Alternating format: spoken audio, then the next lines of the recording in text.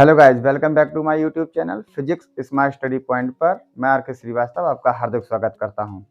कक्षा 12 भौतिक विज्ञान में कल हमने यूनिट फर्स्ट यूनिट स्टार्ट की थी, जिसका नाम था इलेक्ट्रोस्टैटिक्स, स्थिर वैद्युतिकी। स्थिर वैद्युतिकी में हमने वैद्युत आवेश पढ़ा था। आज हम वैद्युत आवेश का पढ़ते हैं मात्रक। वैद्युत आवेश का मात्रक क्या होता है? कूलाम। वैद्युत आवेश का मात्रक होता है कूलाम, जिसे हम C से डिनोट करते हैं।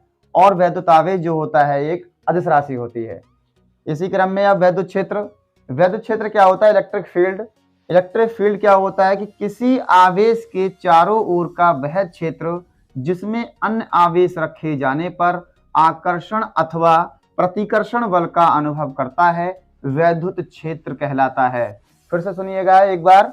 किसी आवेश के चारों ओर का वह क्षेत्र जिसमें अन्य आवेश रखे जाने पर आकर्षण अथवा प्रतिकर्षण बल का अनुभव करता है, वैद्युत क्षेत्र कहलाता है। फिर हमें जो पढ़ना है वो है हमारा आवेश का क्वांटमीकरण।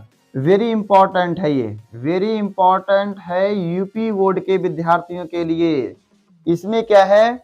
आवेश का क्वांटमीकरण, quantization of charge. Very important है, हर साल पेपर में पूछा जाता है यूपी बोर्ड के एग्जाम में।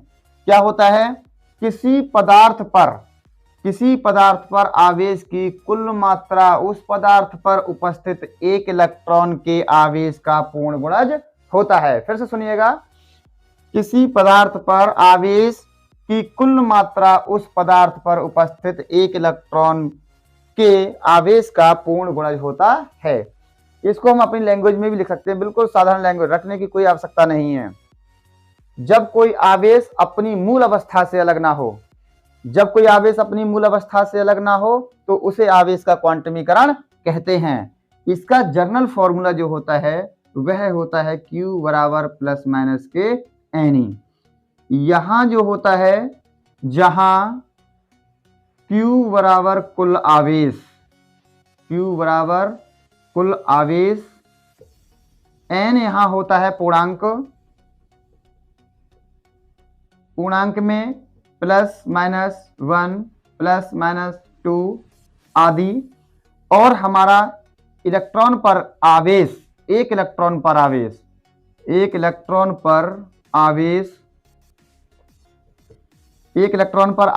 1.6 गुणा 10 to the power minus 19 coulomb होता है। और यहाँ जो प्रकृति में आवेश होते हैं, प्रकृति में आवेश plus minus 1 electron plus minus 2 electron आदि के रूप में होता है, किंतु भिन्नात्मक फ्रैक्शनल वैल्यू के रूप में नहीं होता।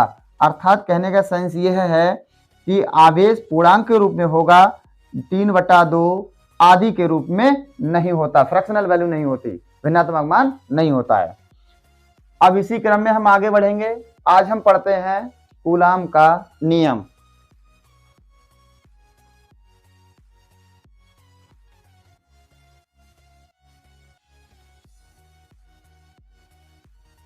आज हम पढ़ेंगे कूलाम का नियम।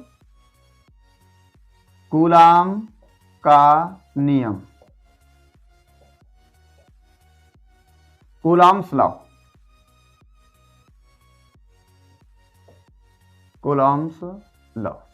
ये एक फ्रांसीसी वैज्ञानिक थे फ्रांस के, और 1785 में इन्होंने ये नियम प्रस्तुत किया था। इन्होंने क्या बताया था? कूलाम के नियम की खास बात यह है कि उन्होंने बताया कि दो स्थिर आवेश कैसे हैं? स्थिर। दो स्थिर आवेश, एक हमारा है दो स्थिर आवेश, एक है हमारा Q1 और एक है हमारा Q2। क्योंकि हमारी जो यूनिट चल रही है स्थिर वैद्युतिकी, और स्थिर वैद्युतिकी में क्या होता है, स्थिर वैद्युतिकी की डेफिनेशन भी यही होती है कि भौतिक विज्ञान की वह शाखा जिसके अंतर्गत किसी पदार्थ पर स्थिर आवेशों का अध्ययन किया जाता है, स्थिर वैद्युतिकी कहलाती है। तो यहाँ पर कूलाम ने यही बताया कि दो स्थिर आवेशों के मध्य लगने वाला आकर्षण या प्रतिकर्षण बल उन आवेशों के गुणनफल के समानुपाती तथा उनकी बीच की दूरी के वर्ग के व्युत्क्रमानुपाती होता है। फिर से सुनिएगा, इस नियम के अनुसार किन्हीं दो स्थिर आवेशों के मध्य लगने वाला आकर्षण या प्रतिकर्षण बल उन आवेशों के गुणनफल के समानुपाती तथा उनके बीच की दूरी के वर्ग के व्युत्क्रमानुपाती होता है तथा यह बल इन आवेशों को मिलाने वाली रेखा के अनुदिश होता है। फिर से सुन लीजिएगा, यह बल इन दोनों आवेशों को मिलाने वाली रेखा के अनुदिश होता है। देखिएगा, F समानुपाती Q1 इंटू Q2, समीकरण नंबर हमारी 1 बन जाती है, जैसा कि हमारा थ्योरी ने कहा है। थ्योरी कहती है, फिर से सुन लीजिएगा, कि किन्हीं दो स्थिर आवेशों के मध्य लगने वाला आकर्षण या प्रतिकर्षण बल उन आवेशों के गुणनफल के समानुपाती होता है। इक्वेशन नंबर हमारी 1 बन जाती है। फिर तथा उनके बीच की दूरी के वर्ग के व्युत्क्रमानुपाती होता है। तो F प्रोपोर्शनल 1/r², ये हमारी इक्वेशन नंबर 2 आ जाती है। इन दोनों में क्या करते हैं, इन्हें आपस में मिलाने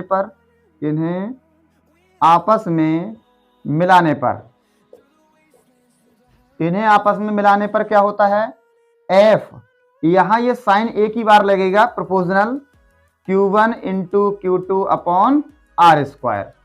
अब यहां क्या करेंगे, ये हमारा जो प्रोपोर्शनल का साइन है, इसकी जगह हम कोई ना कोई कांस्टेंट यूज करते हैं।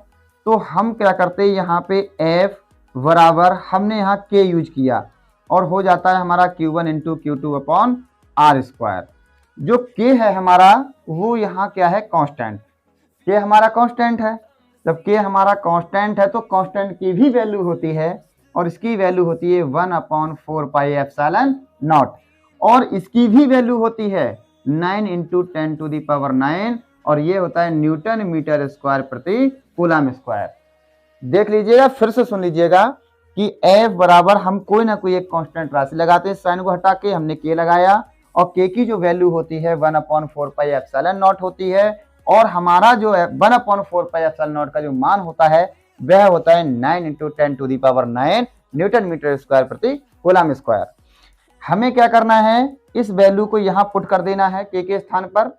ये हो जाता है 1/4πε0 इंटू Q1 इंटू Q2/r²। यही हमारा होता है कूलाम का नियम और कूलाम बल। इसका मात्रक होता है न्यूटन, यहां इसका मात्रक न्यूटन होता है। अब यहां क्या करना है, हमें ध्यान देना है वेयर, जहां ε0, इसको ε0 या ε0 भी कह देते हैं, लेकिन हमें जो है सफिशिएंट रहेगा ε0 ही बोलेंगे, क्योंकि ज़्यादातर हम लोग ε0 ही बोलते हैं इसके लिए, और होता भी है। ε0 बराबर ये क्या होता है, निर्वात या वायु की विद्युतशीलता होती है। ये विद्युतशीलता, ये ε0 क्या होता है, निर्वात या वायु की विद्युतशीलता होती है। अब हम क्या करना है, हमें अब पढ़ना है ε0 का मान, ε0 की विमा, जो कि एग्जाम में अक्सर पूछी जाती है। तो हम क्या करते हैं गाइज, इसको पढ़ते हैं। अब ε0 का मान, सबसे पहले हम पढ़ेंगे ε0 का मान। ε0 का मान क्या होगा, देखिए हेडिंग डालेंगे ε0 का मान। ε0 का मान निकालने के लिए हम लिखेंगे, हम जानते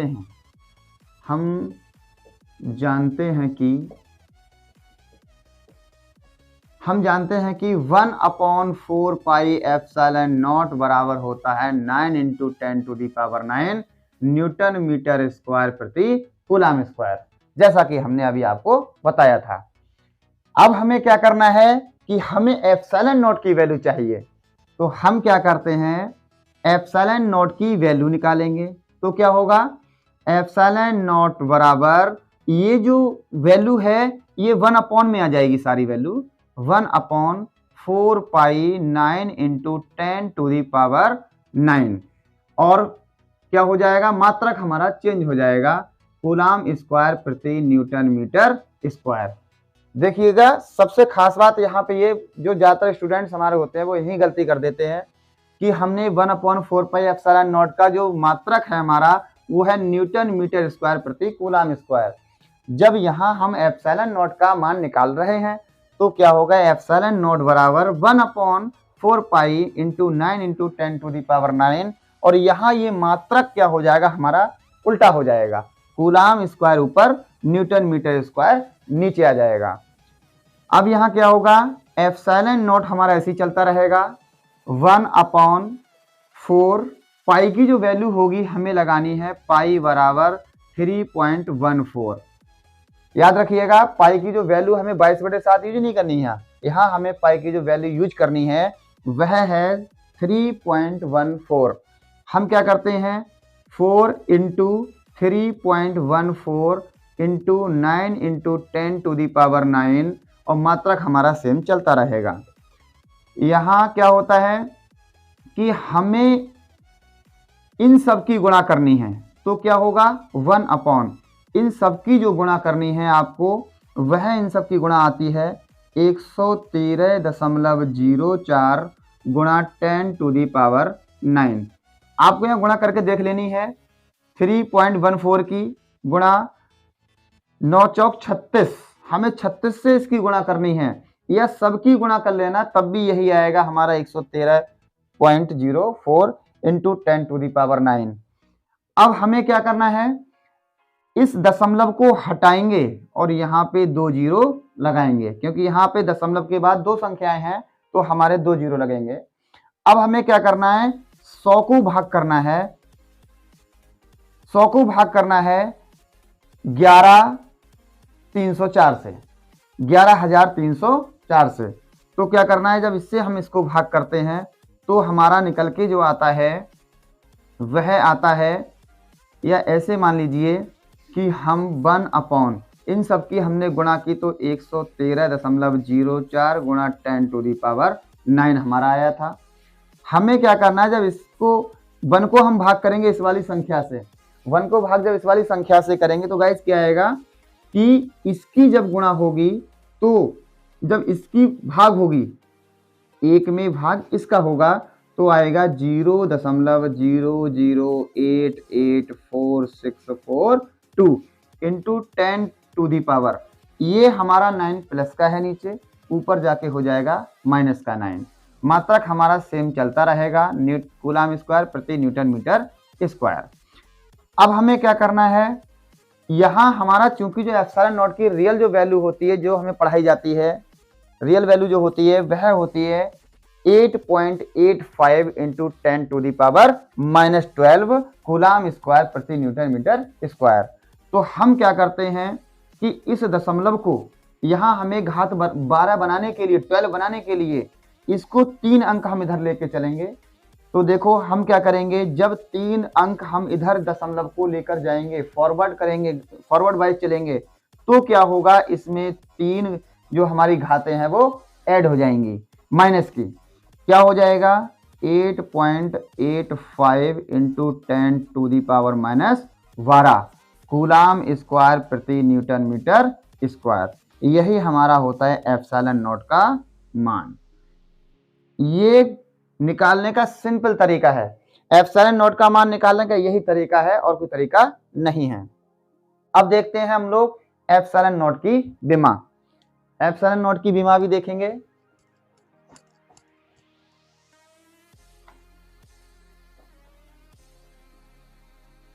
ε0 की विमा, ε0 की विमा 2 तरीके से निकल सकती है, या तो आप डायरेक्ट कूलाम के नियम से कर लीजिए, या फिर आप डायरेक्ट, आपको मात्रक याद है तो आप मात्रक से कर लीजिएगा। मैं आपको कूलाम के नियम से ही करके दिखाता हूं। ε0 की विमा क्या है, हम जानते हैं कूलाम के नियम से लिखेंगे, कूलाम के नियम से, कूलाम के नियम से क्या है, F बराबर होता है 1/4πε0 इंटू Q1 इंटू Q2/R²। और क्या होता है, हमें यहाँ जो वैल्यू चाहिए वह ε0 की विमा निकालनी है हमें, तो विमा निकालने के लिए इसका मात्रक भी चाहिए। तो हम क्या करते हैं, इसमें ε0 को इधर लिखते हैं 1 ये 4 पाई, ये F इसकी मल्टीप्लाई में आ जाएगा नीचे Q1 into Q2 upon F into R square. अब क्या करना है गाइज, ये जो है हमारा ये कांस्टेंट राशि है, 1/4 पाई जो है हमारी कांस्टेंट राशि है। कांस्टेंट राशि है तो इसे हम छोड़ देंगे, कांस्टेंट राशियों को हम छोड़ देते हैं। तो एप्सिलॉन नॉट बराबर क्यू यानी कूलाम की जो मल्टीप्लाई हो गई वो कूलाम स्क्वायर हो गई, क्योंकि आवेश का मात्रा कूलाम होता है, बटे यानी अपॉन में एफ का मात्रा क्या होता है न्यूटन, और आर स्क्वायर यानी मीटर का स्क्वायर। तो हमारा एप्सिलॉन नॉट का जो मात्रक आया वह आया कूलाम स्क्वायर प्रति न्यूटन मीटर स्क्वायर। यहाँ क्या है, जो हमारा कूलाम है, कूलाम यानी कि इसकी विमा होती है 80, कूलाम की विमा 80, न्यूटन जो बल का मात्रक होता है इसकी विमा होती है mL×10⁻², और हमारा जो मीटर m है इसकी जो विमा होती है वह होती है L। हम क्या करते हैं, सारी जो विमाएं हैं हमारी सभी की सभी हम यहाँ फॉर्मूले में लगा देते हैं मात्रक में। क्या हो जाएगा 80 का स्क्वायर, ये हमारा 80 का स्क्वायर हो गया, न्यूटन यानी कि बल की विमा लगाएंगे mL×10⁻², और हमारा जो मीटर का स्क्वायर है अर्थात L का स्क्वायर। हमें क्या करना है, इसका स्क्वायर खोल देना है, ये हो जाएगा a का स्क्वायर t का स्क्वायर अपॉन mL इसको mL×10⁻², और ये L स्क्वायर ऐसी रहने दीजिए। अब इसको क्या करेंगे, हम m को ऊपर ले जाएंगे, तो m जब ऊपर जाएगा तो अपने ऊपर -1 लेके जाएगा, जिसे हम इनवर्स कहते हैं, तो हो जाएगा m इनवर्स। L हमारे 2 और 1 3, जब L ऊपर जाएंगे तो ये भी L⁻³ हो जाएगा, और t स्क्वायर जब ऊपर जाएगा हमारा तो t की स्क्वायर ये पॉजिटिव हो जाएगी, ऊपर भी t की स्क्वायर हमारी पॉजिटिव है, तो 2 और 2 हमारी 4 हो जाएंगी, अर्थात हम कह सकते हैं कि t⁴ हो जाएगा, और हमारा हो जाएगा a स्क्वायर। यही हमारी होती है एप्सिलॉन नॉट की विमा, और यही एप्सिलॉन नॉट की विमा निकालने का तरीका होता है। आप डायरेक्ट भी इसका, अगर हमें ये फॉर्मूला याद हो इसका मात्रक कि एप्सिलॉन नॉट बराबर कूलाम स्क्वायर प्रति न्यूटन मीटर स्क्वायर होता है, तो इससे भी हम विमा आसानी से निकाल सकते हैं। बस आज के लिए ही इतना ही, और मिलते हैं नए टॉपिक के साथ, नई ऊर्जा के साथ। आज के लिए वह इतना ही। इसी शब्दों के साथ मैं अपनी वाणी को विराम देता हूं, और लास्ट में बस इतना कहना चाहता हूं आप लोगों से कि वाकिफ कहाँ जमाना हमारी उड़ान से, वो और थे जो हार गए आसमान से। आपको हारना नहीं है, आपको अब तो आपकी परीक्षा की घड़ी आई है, अब आपको दिन रात एक कर देना है, मेहनत करनी है बिल्कुल जज्बे के साथ, और आपको क्या करना है, अच्छा स्कोर प्राप्त करना है। ईपी बोर्ड के खास तौर से जो विद्यार्थी हैं उनको बहुत ज़रूरत है कि अच्छी तैयारी करें, अच्छे चैनल से करें। आज के लिए इतना ही। थैंक्स।